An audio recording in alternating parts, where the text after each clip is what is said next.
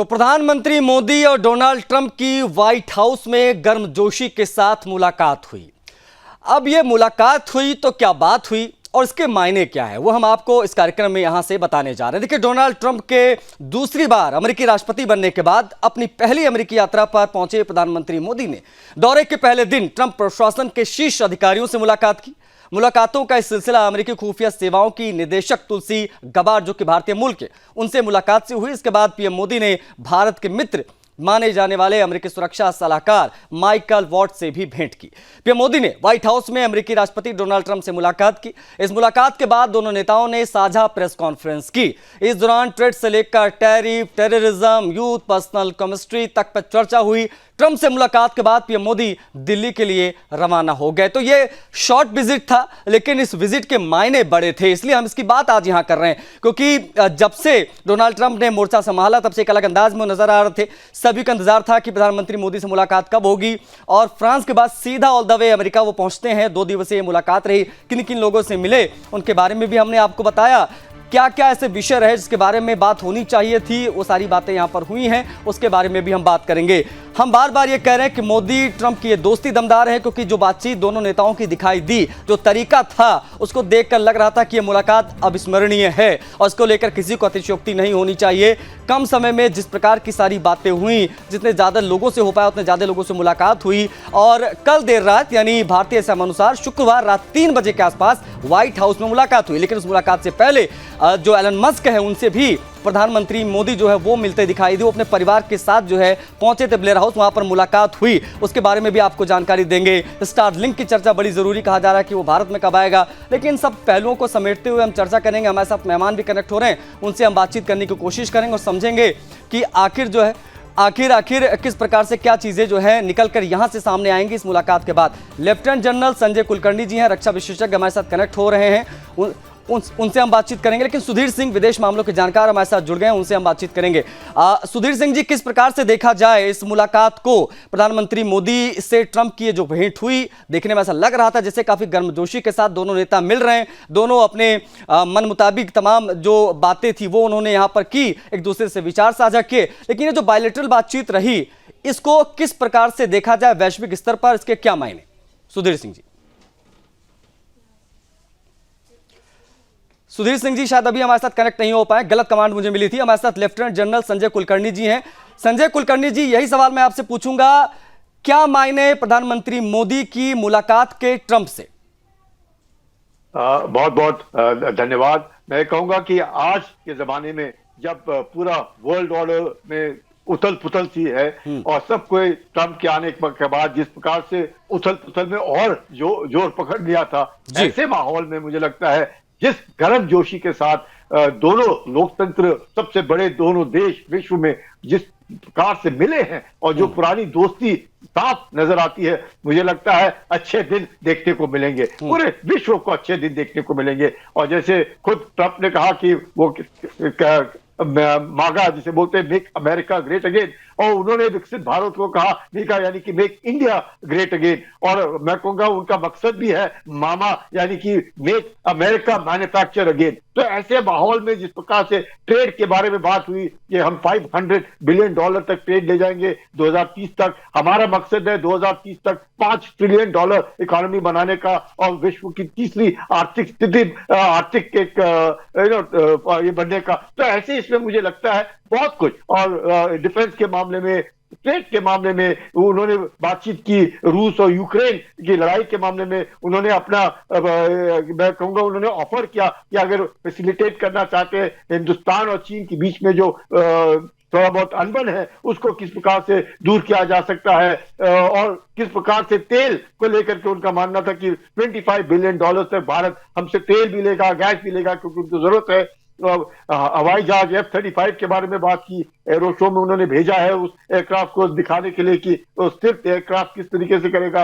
हमारे जो foundational agreements हैं उनके साथ, कॉमकोसा है, लेमा है, बेका है, उनको लेकर के जो जिस प्रकार से एक मैं कहूंगा दोनों देशों में जो गर्म जोश जो जिस प्रकार से दोनों दोस्ती एक लोग दोनों लोकतंत्र का इसी तरह आगे बढ़ते रहे। और चाहे इलीगल इमिग्रेंट्स के ऊपर भी उन्होंने माना कि भाई जो इलीगल इमिग्रेंट हैं उनके लिए हमें कोई नहीं है, हम इलीगल इमिग्रेंट्स अगर है कोई वहां पे और भारतीय है हम उनको वापस लेंगे। राणा के ऊपर बात हुई जो 2611 का मास्टरमाइंड है। तो ये सब चीजों को लेकर के मुझे लगता है, और जिस प्रकार से गर्मजोशी से एक तो अलग जहां पर रखा गया उन्हें, अभी तक प्रधानमंत्री होटल में रहते थे, अब उनके घर में जहां पर रखा गया, जिस प्रकार से उनको गर्मजोशी के साथ तुलसी जी मिली, उनको मस्त मिले, बाकी नेशनल सिक्योरिटी एडवाइजर मिले, ये क्या दर्शाता है? ये दर्शाता है कि ट्रंप चाहते हैं कि अमेरिका ही अमेरिका वेट अगेन। अच्छा जी, हम अगर हम संजय कुलकर्णी जी, अगर हम चाइना के परिप्रेक्ष्य में इस मुलाकात को देखें तो वो क्या मायने हो जाते हैं? क्योंकि जो आप कह सकते तरीका रहा है डोनाल्ड ट्रंप का काम करने का, पिछला जो हमने देखा था, उसके बाद में इस बार क्या बदला इन 4 सालों में अमेरिका में? जो चीजें हमने देखा बाइडेन के समय में, अब चाइना से जो नीति अमेरिका की, उसमें भारत का क्या रोल और ये कितना महत्वपूर्ण डोनाल्ड ट्रंप के लिए भी, इसके क्या मायने सर?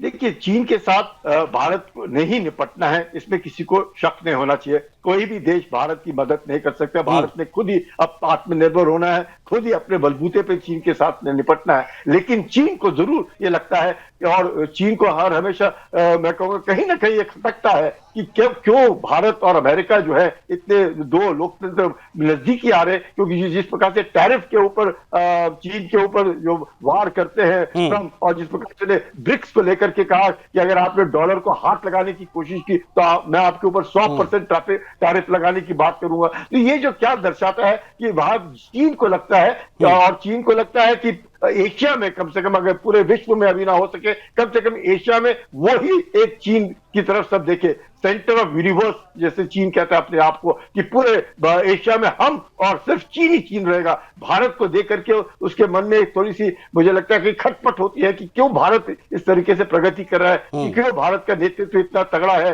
क्यों भारत को एक लोकतंत्र जो क्योंकि टेक्नोलॉजी के मामले में, ट्रेड के मामले में, क्रिटिकल टेक्नोलॉजीज के मामले में अगर भारत को सब कुछ मिलता है तो चीन को खतरा लगता है। बल्कि चीन को खतरा होना नहीं चाहिए, चीन को अच्छा लगना चाहिए कि दोनों पड़ोसी देश जो है दोनों मिलकर के एशिया को एक उस स्तर पर ले जाएंगे जहां पूरा विश्व में शांति होगी। पर कहीं ना कहीं वो चीन की अपनी मानसिकता है। पर भारत और अमेरिका की जो दोस्ती है और जो अच्छा इन सबको लेकर अगर हम कुछ टेक्निकलिटीज पर जाएं सर, तो जो बातचीत हुई उस बातचीत के हिसाब से अगर देखा जाए, क्योंकि न्यूक्लियर डील को लेकर भी बातचीत हुई, क्योंकि जब हरदीप जी का बयान हमने यहां पर सुना, जो प्रेस कॉन्फ्रेंस उन्होंने इन बिटवीन की जब मोदी जी फ्रांस में थे, तब उन्होंने कहा कि जब उनसे पत्रकारों ने पूछा कि एजेंडे में क्या न्यूक्लियर डील भी होगी, क्या इसको लेकर भी जो परमाणु जो आगे की हमारी नीतियां हैं उसको लेकर क्या बातचीत होगी, क्या एजेंडे में? उन्होंने कहा ये एजेंडे में है। तो जो मुलाकात हुई, समय सीमित था, तो क्या आपको लगता है कि इस पहलू पर भी कोई बातचीत हुई? कि दूसरी चीज ये, अप्रवासी भारतीयों का विषय बहुत ज्यादा हाईलाइटेड रहा हाल फिलहाल के दिनों में, उसको लेकर जो चीजें हमने देखी, जो तरीका था अमेरिका का भेजने का, उसको लेकर हमारे देश में काफी ज्यादा बवाल हंगामा हुआ। क्या इन पहलुओं पर भी बातचीत हुई होगी दोनों नेताओं की?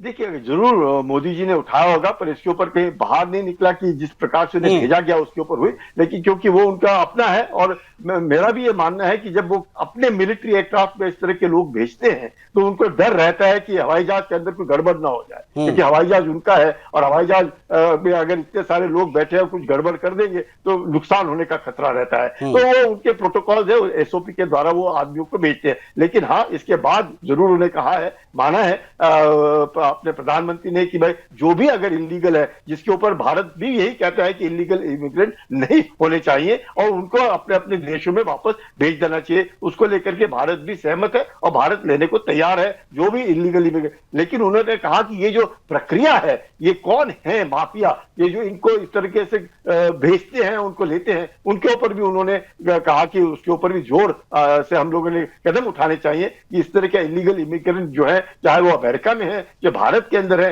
जो इस प्रकार से मैं कहूंगा फैसिलिटेट करते हैं, उनके ऊपर भी कार्रवाई होनी चाहिए। तो जरूर इसमें, और न्यूक्लियर डील को लेकर के तो फ्रांस में भी बातचीत हुई, फ्रांस को लेकर के भी उन्होंने बातचीत की, अमेरिका के साथ भी जो पुराना अपना न्यूक्लियर एग्रीमेंट है उसके ऊपर भी बातचीत हुई।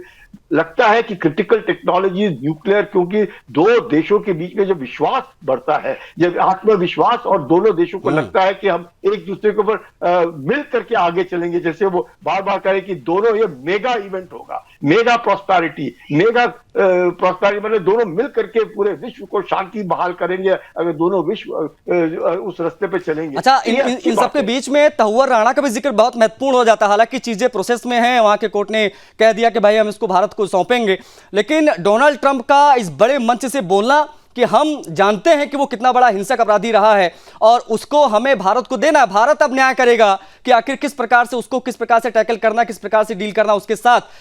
डोनाल्ड ट्रंप का इस बायलैटरल बातचीत के दौरान इस प्रकार का बयान देना, इस्लामिक आतंकवाद के खिलाफ हम मिलकर लड़ेंगे, इस प्रकार के बयानों को किस प्रकार से देखा जाए? क्योंकि जब बात आतंकवाद की होती है तो 26/11 का जिक्र भी डोनाल्ड ट्रंप करना नहीं भूलते हैं, और जब 9/11 की बात होती है तो मोदी भी उसका जिक्र कर देते हैं गाहे बगाहे। आज जब इस्लामिक आतंकवाद की बात आती है और डोनाल्ड ट्रंप का जो रुख रहा है टेररिज्म के खिलाफ, और अब जब उन्होंने दूसरी बार जिम्मेदारी संभाली है, कुर्सी संभाली है, उसके बाद में इस प्रकार का बयान इस मंच से देना क्या माना जाए? एक क्या ऐलान कर दिया है डोनाल्ड ट्रंप ने यहां से?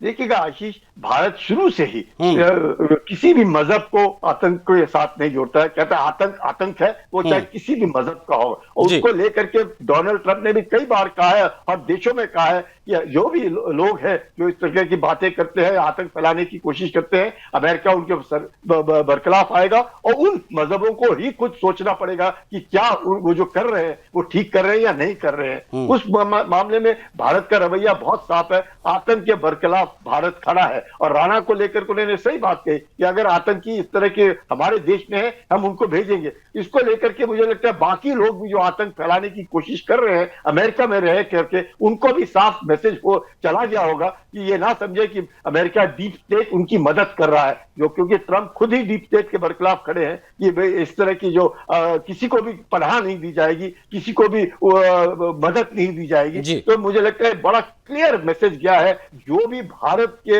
अंदर आतंक फैलाने की कोशिश करता है और पनाह अमेरिका में लेता है या कहीं पर भी लेता है तो अमेरिका उसके बरखिलाफ है। तो राणा का जो एक्सट्रेडिशन है वो एक उस संदर्भ में बहुत बड़ा माना है, माने लेता है कि ये जो है अमेरिका और भारत के बीच में इस तरह की संधि जो है हम लोगों को अच्छा है, आतंक के बरखिलाफ दोनों लोकतंत्र लड़ेंगे मिलकर के। बिल्कुल, बहुत आभार आपका लेफ्टिनेंट जनरल संजय कुलकर्णी जी, बहुत शुक्रिया आपका जुड़ने के लिए, तमाम बातचीत के लिए। तो आपने देखा, लेकिन सबके बीच में रूस यूक्रेन जंग को लेकर भी जो बातचीत हो रही थी उस पर भी प्रधानमंत्री मोदी ने अपना पक्ष रखा।